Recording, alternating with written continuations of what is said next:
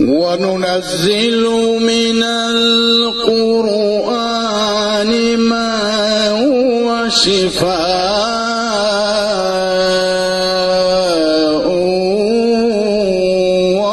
وَرَحْمَةٌ۔ اب اس کے بعد خود قرآن کریم کے جو فضائل ہیں، بے شمار فضائل ہیں، اس کا گننا ممکن نہیں ہے، لیکن کچھ روایتوں کو ہم آپ کے سامنے تذکرہ کریں تاکہ ہمیں اندازہ ہو کہ قرآن کریم کے اعتبار سے ائمہ نے کیا فرمایا، اور جو قرآن پڑھنے والے ہیں ان کے اعتبار سے روز قیامت کے کیا ثوابات ہیں جو ائمہ کے کلام کے اندر وارد ہوئے ہیں۔ اس میں بنیادی طور پر اگر ہم پانچویں امام محمد باقر علیہ السلام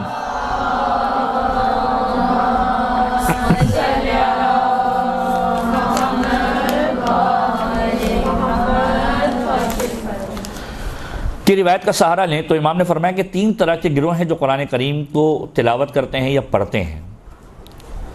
پہلا گروہ وہ ہے جو قرآن کو دولت کا ذریعہ بناتا ہے، یہ ہمارا پسندیدہ نہیں ہے۔ یہ روایت کا خلاصہ ہے، دقیقاً روایت میں آپ کے سامنے عرض نہیں کر رہا، روایت کا خلاصہ ہے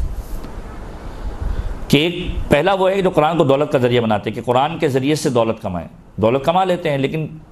پروردگار عالم کی بارگاہ میں بھی اور اہل بیت کی بارگاہ کے اندر بھی پسندیدہ نہیں ہے۔ دوسرا گروہ وہ ہے جس نے قرآن کو حفظ کیا ہوا ہے لیکن حدود پروردگار عالم کی احتیاط نہیں کرتے، اللہ تعالیٰ کی بنائی ہوئی حدود کا احتیاط نہیں کرتے۔ معاشرہ بھرا پڑا ہے ایسے لوگوں سے، ہمارے سامنے بے شمار مثالیں موجود ہیں سوشل میڈیا کے اوپر، فیس بک، واٹس ایپ، آپ روزانہ کی بنیاد پر دیکھتے ہیں۔ اب تو ماشاءاللہ لوگوں کے اندر آگاہی اتنی ہو گئی ہے کہ قرآن کریم کے بجائے فیس بک، واٹس ایپ اور ان چیزوں سے ہم لوگ استفادہ زیادہ کرتے ہیں۔ تو حفظ کرنے والے، حافظ قرآن حفظ کیا ہوا ہے لیکن حدود کی احتیاط نہیں ہے۔ یہی قرآن کہتا ہے کہ آپ کو کس انداز سے دوسروں سے پیش آنا ہے، لیکن ہم دیکھتے ہیں کہ معاشرے کے اندر جو حافظ قرآن ہے اس کی زبان میں کتنی تاثیر موجود ہے۔ یہی قرآن کہتا ہے کہ اپنے آپ کو پاک و پاکیزہ بنانا ہے، اپنے نفس کو پاکیزہ کرنا ہے اس قرآن کی تلاوت کے ذریعے سے، لیکن جو معاشرے کے اندر حافظین قرآن کی زبان سے پھول جھڑتے ہوئے ہم دکھتے ہیں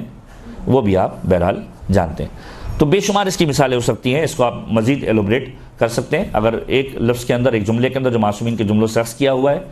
کہ دوسرا گروہ وہ ہے کہ جنہوں نے قرآن کو حفظ کیا ہے لیکن حدود خدا کی احتیاط نہیں کرتے اور پروردگار عالم کی بارگاہ میں اور ائمہ کی بارگاہ کے اندر بھی یہ پسندیدہ نہیں ہے۔ تیسرا گروہ جو معصوم نے فرمایا کہ کچھ قاری قرآن، اب یہاں پر حافظ قرآن نہیں کہا، حفظ کرنا بہت ہی اچھی بات ہے اور بہت ہی کمال کی منزل ہے، لیکن امام نے فرمایا کچھ قاری قرآن ایسے ہیں، قرآن کے پڑھنے والے ایسے ہیں جو اپنے قلب کی شفا کے لیے قرآن کو پڑھتے ہیں۔ ایسے لوگ ہمیں پسند بھی ہیں کہ جو قرآن کے ذریعے سے اپنے قلوب کو شفا دینا چاہتے ہیں۔ اب یہاں پر امام حسن عسکری علیہ السلام کا ایک جملہ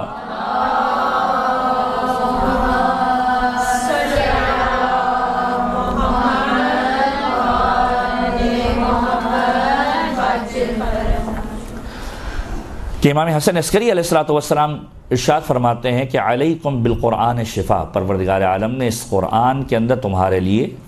شفا کو رکھ دیا ہے۔ ابھی کچھ روایتیں ہم پیش کریں گے کہ جس کے اندر اس عنوان سے بھی تذکرہ موجود ہے، جو تاریخی روایتیں موجود ہیں قرآن کریم کے اعتبار سے، کہ معصومین کے جملوں کے اندر ملتا ہے کہ اگر کوئی شخص قرآن کریم کی تلاوت کرے اور قرآن کو پڑھے تو پروردگار عالم شفا دے دیا کرتا ہے مریض کو۔ چھٹے امام کا جملہ ہے سفینۃ البحار، بہار کے اوپر جو دوسری کتاب لکھی گئی سفینۃ البحار کے اندر یہ روایت کو یکجا کیا گیا، لو قرئت الحمد علی میت 70 مرہ ثم ردت فیہ الروح ما کان عجبا، کہ اگر یعنی اس ذیل کے اندر جو امام حسن عسکری نے جملہ کہا اس کے مصداق کے اعتبار سے معصوم کی روایت کیا ہے؟ معصوم فرماتے ہیں کہ اگر فرض کیجئے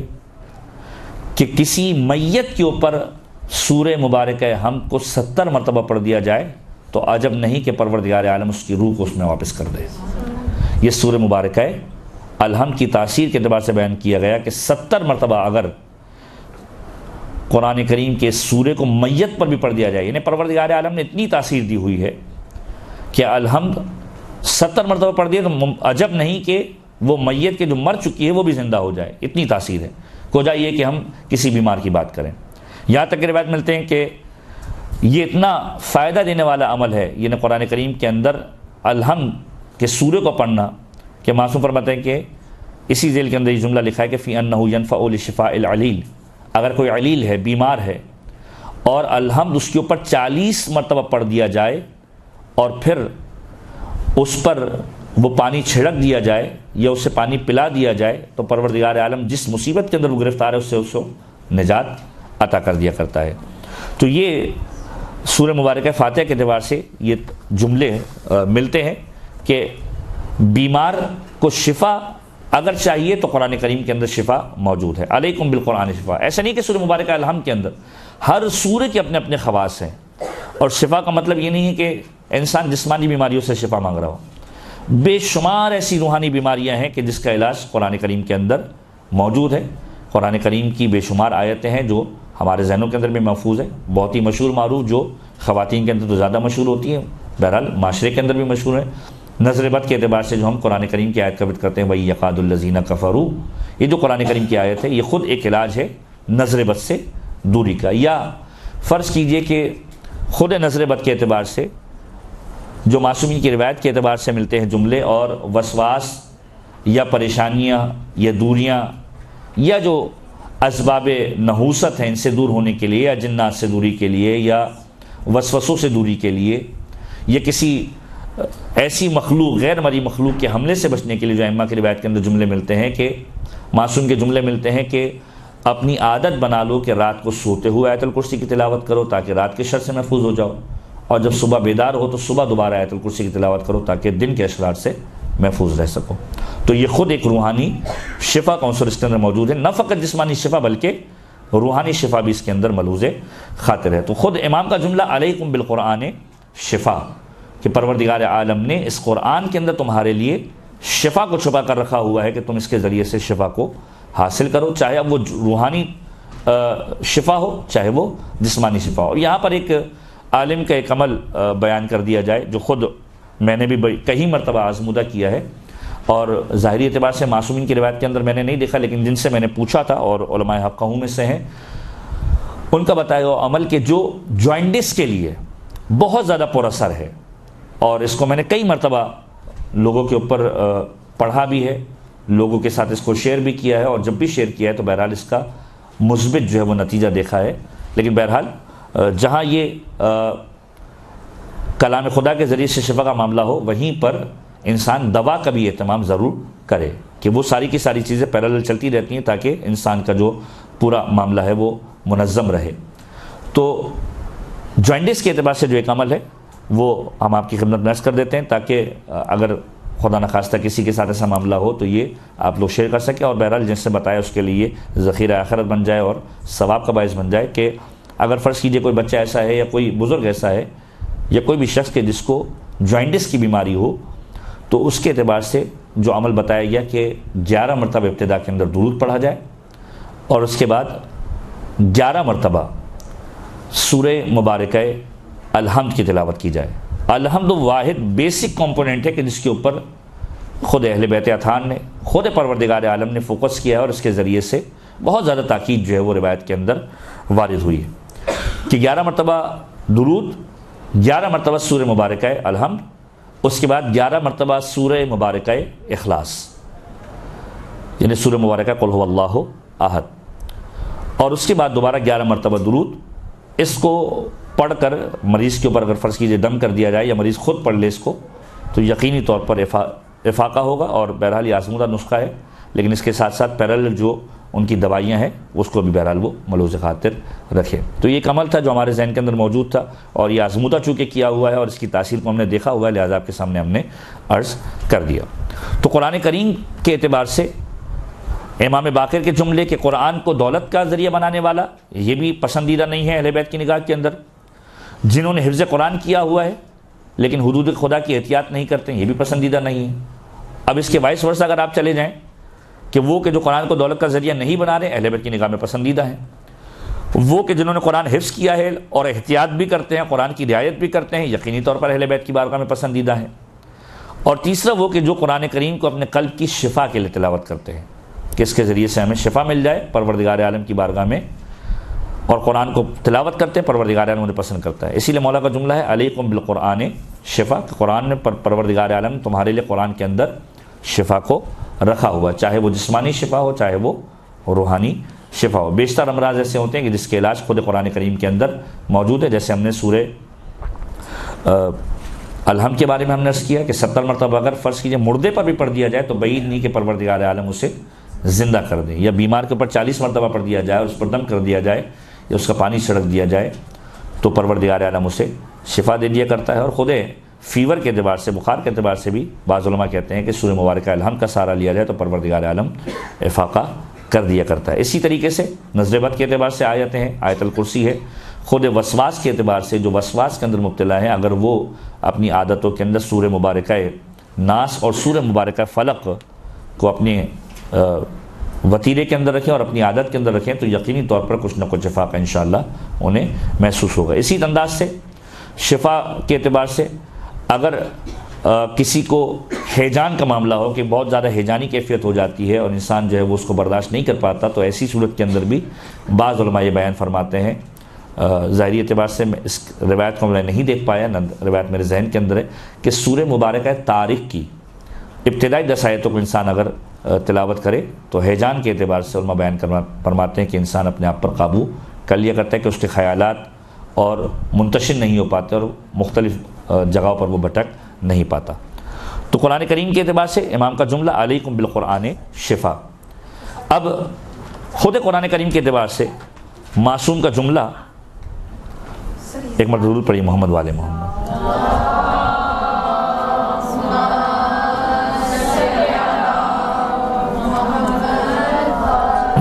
جی فرمائیے. ہیزیان نہیں، ہیجان. ہیزیان تو بھولنے کی بیماری ہے. ہیجان کہ انسان کا ذہن منتشر ہو جاتا ہے بعض اوقات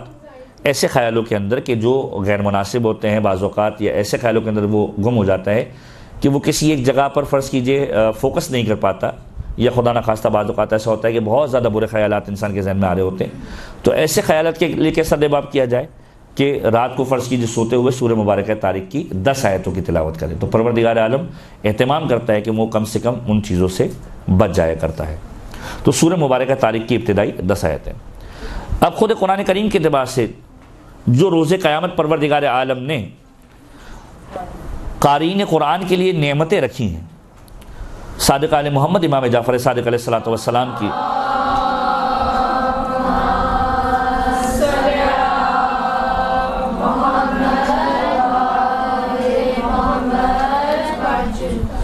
کی روایت کا جملہ کہ روز قیامت قرآن کس طرح مدد کرنے کے لیے آئے گا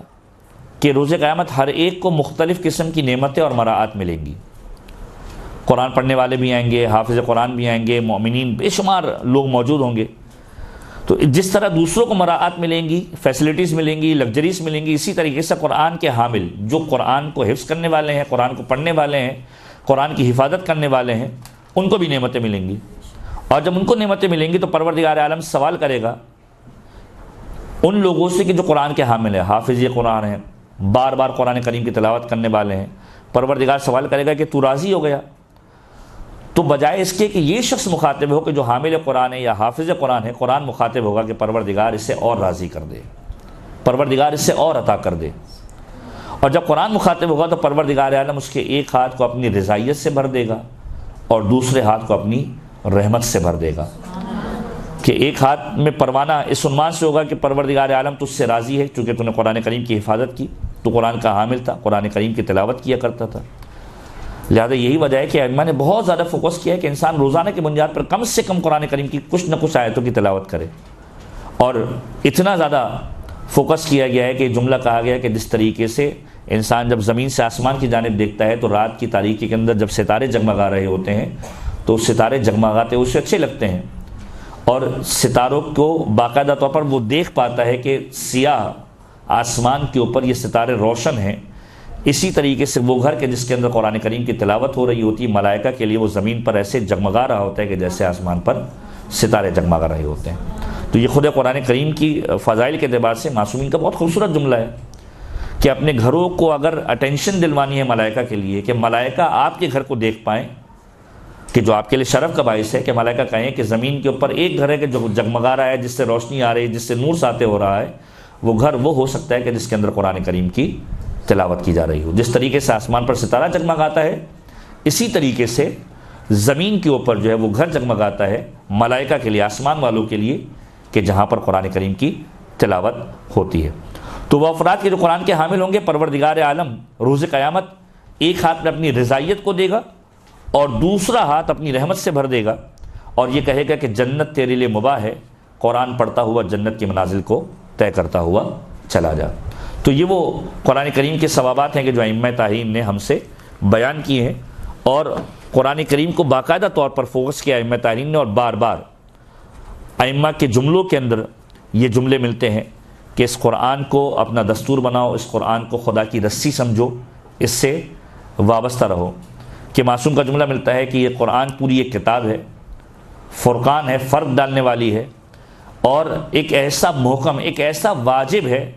ایک ایسی واضح ترین چیز ہے کہ جس کے اوپر عمل ہونا چاہیے۔ پھر معصوم کا جملہ جو ملتا ہے امام محمد باقر علیہ الصلوۃ والسلام،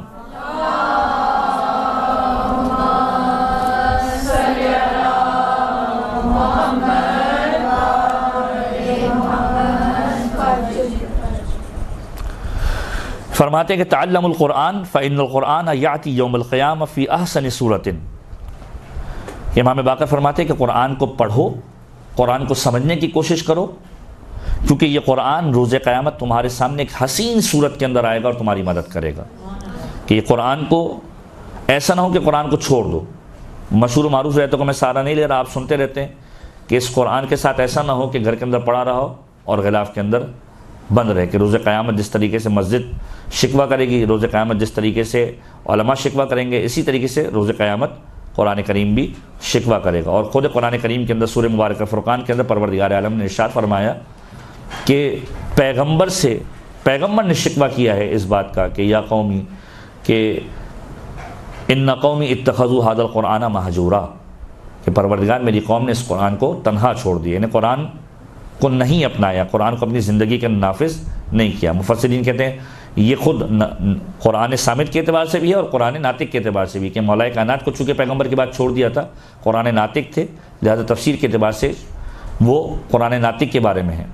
اور بعض علماء کہتے ہیں کہ یہ قرآن صامت کے بارے میں، کہ بہت سارے لوگوں نے پیغمبر کے جانے کے بعد کہا پیغمبر چلے گئے، قرآن کی ضرورت نہیں ہے، قرآن کو اکیلا چھوڑ دیا۔ تو قرآن کو اپنی زندگی کا حصہ بنانا ہے۔ معصوم فرماتے ہیں یہ قرآن روز قیامت تمہارے سامنے حسین صورت کے اندر آئے گا۔ اور پھر یہ جملہ ملتا ہے کہ جنت کے اندر جو درجات پروردگار عالم نے رکھے ہیں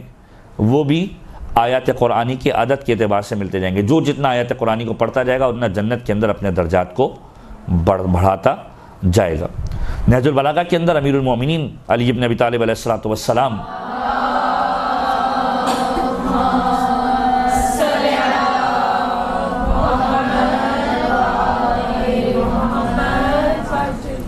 فرماتے علیکم بکتاب اللہ،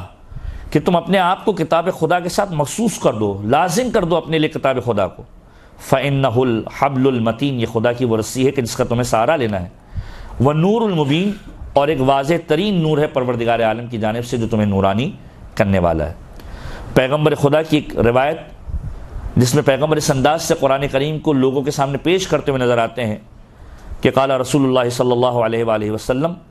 جامع الاخبار کے اندر یہ روایت موجود ہے کہ القرآن مأدبۃ اللہ، یا القرآن مأدبۃ اللہ، یہ قرآن خدا کی طرف سے بھیجا ہوا دسترخوان ہے۔ فتعلموا مأدبتہ ما استطعتم، جتنی تم استطاعت رکھتے ہو اتنا اس دسترخوان سے لے کر چلے جاؤ، جتنا تم اس سے حاصل کر سکتے ہو، کوئی کم لے گا کوئی زیادہ لے گا۔ قرآن ایک دسترخوان ہے، لغت کے اندر 3 معنی اس کے آئے ہیں مأدبہ کے، کہ قرآن ایک تحفہ ہے، قرآن ایک تقدیر ہے، قرآن ایک دسترخوان ہے۔ زیادہ موضوع جو جملے ہیں جو روایتوں کے اندر بھی وارد ہوئے کہ قرآن خدا کی طرف سے سجایا ہوا ایک دسترخوان ہے، اس دسترخوان سے جتنا تم چاہ سکتے ہو اتنا تم حاصل کر لو۔ اور اس کے بعد پیغمبر کا جملہ کہ ان ھذا القرآن ہوا حبل اللہ، یہ خدا کی رسی ہے، اسے تھامے رہو۔ وہو المنذر، یہ تمہیں ڈرانے والا ہے اور واضح طریقے سے ڈرانے والا ہے۔ وہو المنذر المبین،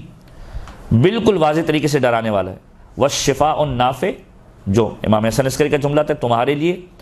نفع دینے والی شفا رکھتا ہے، تمہارے لیے شفا کا باعث ہے۔ فقرؤہ، اس قرآن کریم کی قراءت کرو اور اس کی تلاوت کرو۔ اور اس کے بعد فرمایا کہ فإن اللہ یأجرکم، پروردگار عالم تمہیں اجر دے گا، علی تلاوت کل حرف، ہر حرف کے بدلے میں جو تم تلاوت کرو گے، 10 حسنات، 10 نیکیوں کو۔ اور اس کے بعد یہ جملہ کہا اما انی لا اقول الف لام میم حرف، کہ میں الف لام میم کو حرف نہیں کہوں گا۔ الف لام میم میں الف الگ ہے، لام الگ ہے، میم الگ ہے، اور یہ تینوں ملا کے 30 نیکیاں پروردگار عالم تمہیں عطا کرے گا۔ ایک ہے لفظ اور ایک ہے حرف۔ لفظ کنسسٹ ہوتا ہے حروف کے اوپر، الف بے یہ حروف ہیں، اور لفظ کے جو ان مختلف حروفوں کے ذریعے سے بنایا جاتا ہے۔ یعنی اگر آپ نے ایک آیت کی تلاوت کی فرض کیجئے تو الحمدللہ رب العالمین کے اندر آپ نے بے شمار حسنات کو حاصل کر لیا، کہ الحمد کے اندر الف بھی ہے، لام بھی ہے بھی ہے، میم بھی ہے، دال۔ الحمد ایک لفظ بنا اور یہ کنسسٹ ہے حروف کے اوپر۔ تو پروردگار عالم یہ ارشاد فرما رہا ہے اس انداز سے پیغمبر کے زبانی، کہ پیغمبر کا جو جملہ ہے کہ فإن اللہ یأجرکم، پروردگار عالم تمہیں اجر دے گا۔ کیا اجر دے گا؟ ہر حرف کی تلاوت، یہ نہیں کہ ہر لفظ کی تلاوت، ہر حرف کی تلاوت کے بدلے میں 10 نیکیاں تمہیں دے گا۔ اور پھر مثال کو سمجھانے کے لیے بیان کیا کہ الف لام میم جو تم کہتے ہو یہ ایک حرف نہیں ہے بلکہ یہ ایک لفظ ہے، اور یہ 3 حروف کے اوپر مشتمل ہے۔ یعنی اس لفظ کو پڑھنے کے بعد پروردگار عالم تمہیں 30 نیکیاں جو ہے وہ عطا کرے گا۔ تو قرآن کریم کے بے شمار فضائل جو آپ پڑھتے رہتے ہیں، سنتے رہتے ہیں، یہ تو ملٹیپلائی ہو جاتے ہیں ماہ مبارک رمضان کے اندر، کہ جس کے بارے میں کہا جاتا ہے کہ لِكُلِّ شَيْءٍ رَبِيعٌ وَرَبِيعُ القرآن شہر رمضان، کے ہر ایک چیز کے لیے کوئی نہ کوئی موسم بہار ہوتا ہے جس میں اس کے اوپر تازگی آ جایا کرتی ہے۔ قرآن کریم کے لیے جو تازگی کا موسم ہے وہ قرآن کریم کے لیے تازگی کا موسم ماہ مبارک رمضان ہے، کہ جس کے اندر نہ کھولنے والا بھی بعض اوقات کھول لیا کرتا ہے۔ تو قرآن کریم کو اس انداز سے بیان کیا گیا۔ اس کے بعد چوتھے امام کا جملہ ملتا ہے کہ اس قرآن کے اندر کیا کیا ہے۔ اب فضائل کی بات ہو رہی تھی، فضائل کے جملے اور بھی آئیں گے ابھی، لیکن چوتھے امام کا جملہ جو امام حسین سے روایت، امام حسین فرماتے ہیں اب عبداللہ الحسین کے کتاب اللہ عز و جل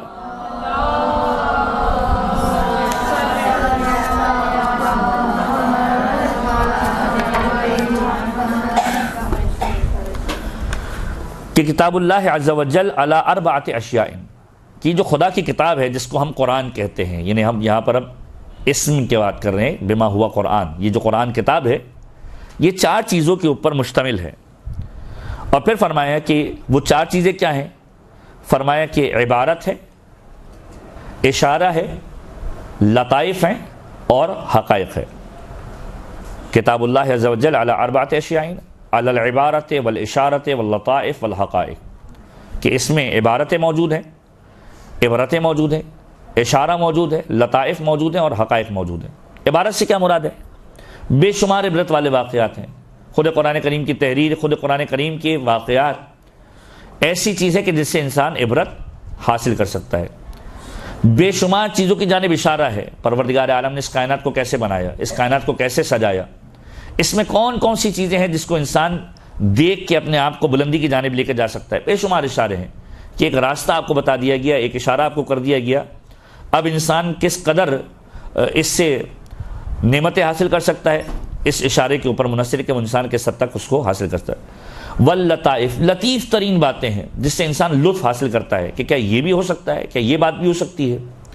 والحقائق، اور حقائق کے اوپر مبنی باتیں ہیں، قدیم انبیاء کی ساری داستانیں قرآن کریم کے اندر موجود ہیں۔ تو قرآن بنیادی طور پر امام حسین کی زبان سے جو جملے نکلے 4 چیزوں پر مشتمل ہے، ایک عبارت ہے، ایک اشارہ ہے، اور ایک لطائف یعنی لطیف باتیں، اچھی باتیں، اور حقائق۔ پھر بتائے کہ یہ عبارت کس کے لیے ہے، اشارہ کس کے لیے ہے، لطائف کس کے لیے ہیں اور حقائق کس کے لیے۔ پھر معصوم نے فرمایا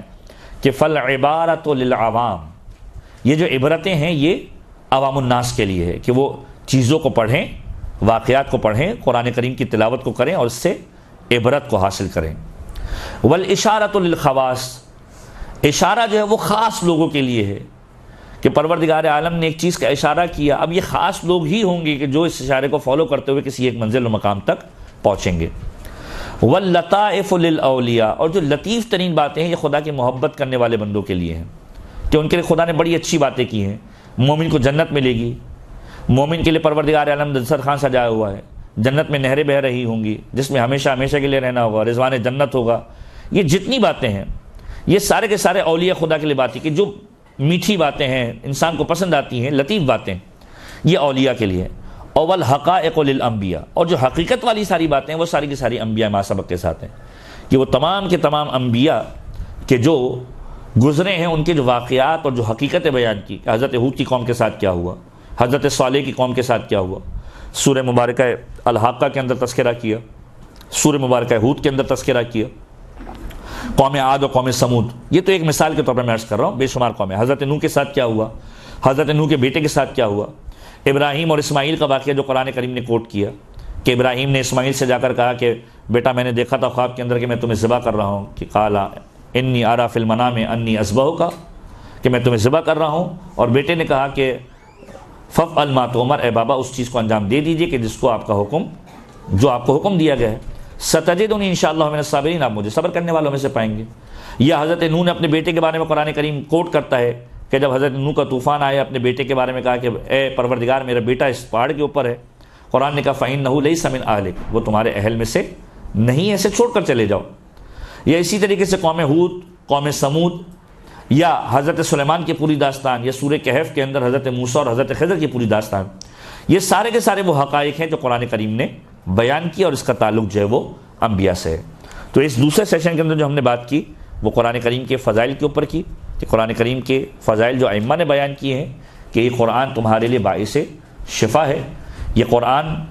تمہارے قلوب کو شفا دینے والا ہے, اسی طریقے سے تمہارے جسم کو بھی شفا دینے والا ہے.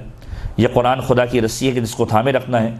ہر حرف کے بدلے میں پروردگار عالم نیکیاں عطا کرنے والا ہے. یہ قرآن 4 چیزوں کے اوپر مشتمل ہے. پہلی چیز ہے عبارت, دوسری چیز ہے اشارہ, تیسری چیز ہے لطائف, اور چوتھی چیز ہے حقائق. عبارہ یعنی عبرتیں عوام کے لیے ہیں,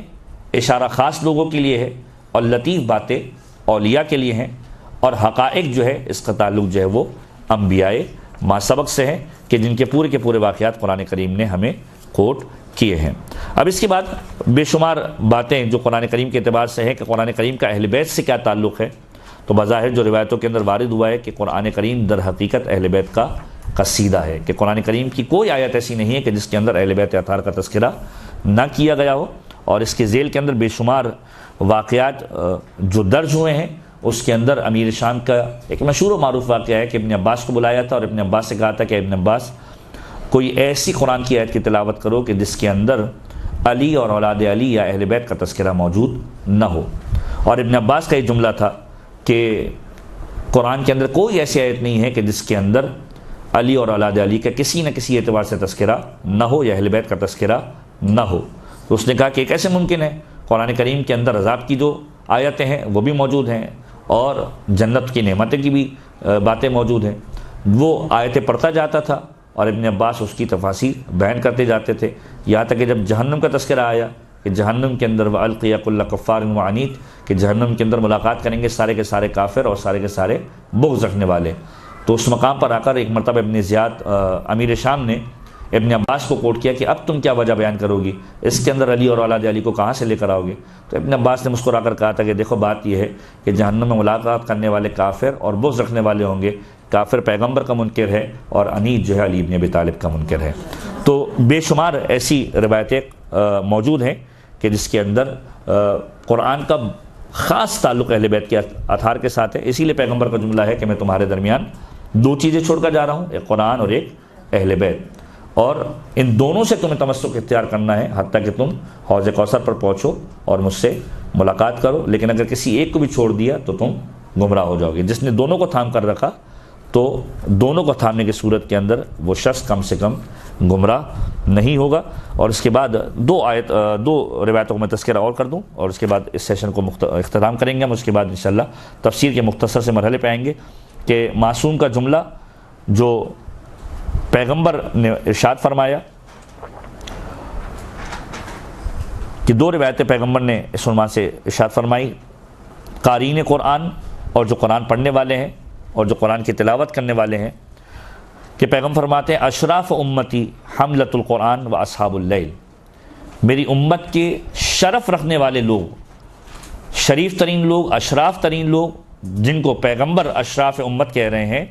وہ ہیں کہ جو حامل قرآن ہے، یعنی حافظ قرآن ہے اور جن کے پاس قرآن موجود ہے۔ وہ اصحاب اللیل، اور جو رات کو جاگ کر قرآن کریم کی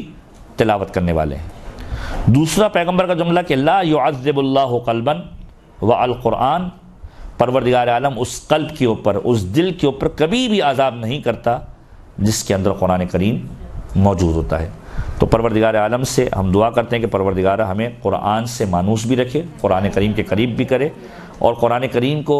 اگر استطاعت ہے اور ہماری حیثیت ہے تو ہمیں قرآن کریم کو حفظ کرنے کی توفیق بھی عنایت کرے، اور جو حفظ کیا ہوا ہے اسے بار بار یاد کر کے باقی رکھنے کی بھی توفیق عطا فرمائے، اور قرآن پر نہ فقط یہ کہ قرآن کو پڑھنے کی توفیق دے،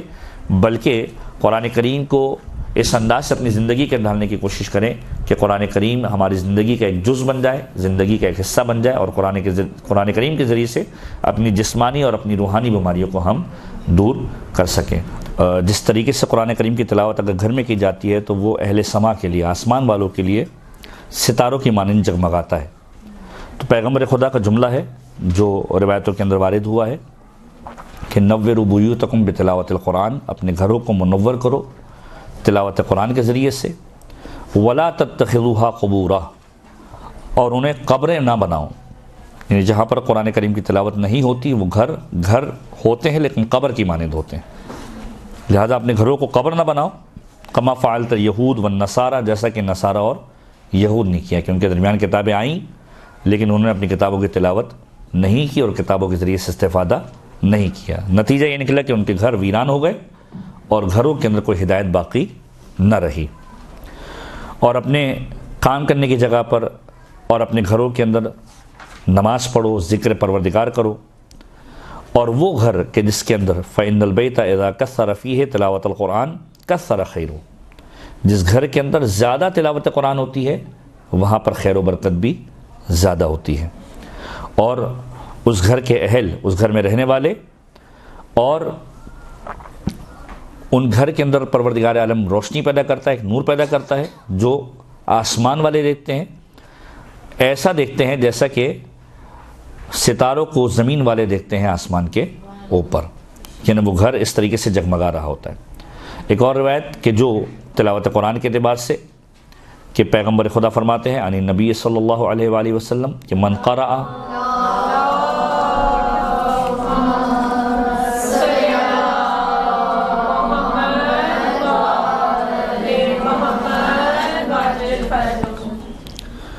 کہ من قرأ 10 آیات فی لیلۃ لم یکتب من الغافلین،